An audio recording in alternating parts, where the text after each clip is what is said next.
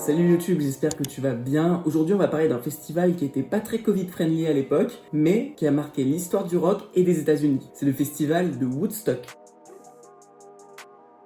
Bon, avant de partir en front of the scene à Woodstock, on va déjà parler du contexte qui régnait aux États-Unis dans les années 60, parce que c'est un peu le point de départ de ce festival.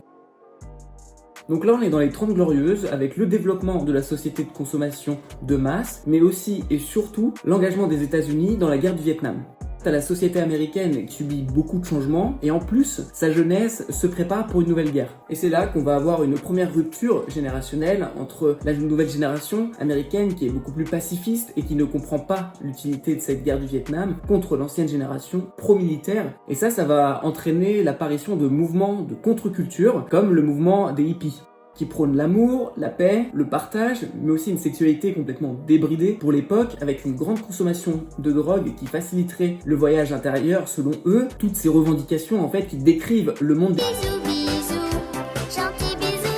et c'est ce monde des bisounours qui va caractériser à merveille l'ambiance du festival de Woodstock qui s'est déroulé du 15 au 18 août 1969. Ce festival, il a été pensé par deux producteurs de musique, Michael Lang et Artie Kampfeld. Ils voulaient s'implanter de base à Woodstock parce que c'est la capitale de la contre-culture, mais aussi parce que cette ville voyait passer des grands artistes comme Janis Joplin ou aussi Bob Dylan. Mais Bob Dylan a refusé de participer à ce festival. Ils ont donc dû essayer de trouver un nouvel endroit, mais aussi des investisseurs. Ils ont fini par trouver des investisseurs qui étaient par contre pas très chauds d'investir dans leur studio d'enregistrement, mais très intéressés par cette idée de concert qui allait ramener de grands artistes parce qu'ils pensaient faire beaucoup d'argent avec ça. Il manquait maintenant plus qu'un terrain qu'ils ont trouvé auprès d'un fermier qui habitait à Bethel dans l'état de New York et qu'ils ont réussi à louer pour la modique somme de 50 000 $. C'était un domaine qui matchait parfaitement avec la culture hippie, très nature, avec un petit lac.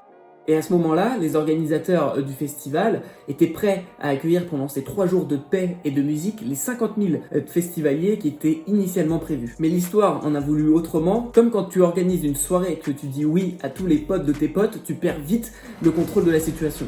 Le festival Woodstock a fini par vendre 200 000 billets contre les 50 000 qui étaient initialement prévus et l'affluence ne diminuait absolument pas. Jusqu'au moment où le festival a décidé lors de la première journée de rendre son festival gratuit tellement il y avait de monde et que les barrières commençaient à tous sauter, c'était une véritable invasion. Et après cette annonce, on a quasiment atteint les 500 000 personnes sur le festival. Les autoroutes étaient bouchées, plus rien n'était sous contrôle. Un demi-million de jeunes américains qui s'étaient rassemblés pour oublier la société actuelle dans laquelle ils vivaient, retrouver le contact avec la nature et partager l'amour de la musique et de la paix. Bon après, tu t'en doutes, quand tu atteins 500 000 personnes alors que tu en avais programmé 50 000, t'as quelques petites défaillances en termes de logistique sur ton festival. Sur le plan technique, c'était une véritable catastrophe, en termes d'hygiène aussi. Si à l'heure actuelle, on te repropose ce festival, ça finit littéralement en guerre civile. Mais ce qui a fait le mythe de Woodstock, c'est surtout le climat de paix qui a régné pendant le festival. Quand t'as 500 000 personnes et que tu as noté 0 débordement, tu te dis que ça relève quasiment du miracle. Parce que sur les autres plans, pas assez de nourriture, les artistes qui sont totalement drogués. Sur le papier, le festival Woodstock est catastrophique. En vrai, le festival Fire mis en avant par Netflix, il est royal à côté de Woodstock. Évidemment, t'as quelques performances qui sont restées légendaires et qui ont aussi contribué à ce mythe de Woodstock, notamment l'ouverture faite par l'artiste Ricky Evans. Il a fait une totale impro d'une musique qui s'appelait Freedom, et dans cette période de guerre, c'est évidemment devenu l'hymne de la jeunesse américaine qui prône la paix universelle. Freedom, freedom. Tu as aussi le titre très chantant de Joe McDonald qui critiquait la guerre du Vietnam, I Feel Like I'm Fixing to Die. L'artiste Joe Cooker qui lui s'est révélé auprès du grand public en reprenant une chanson de John Lennon et de Paul McCartney, With a Little Help for My Friends.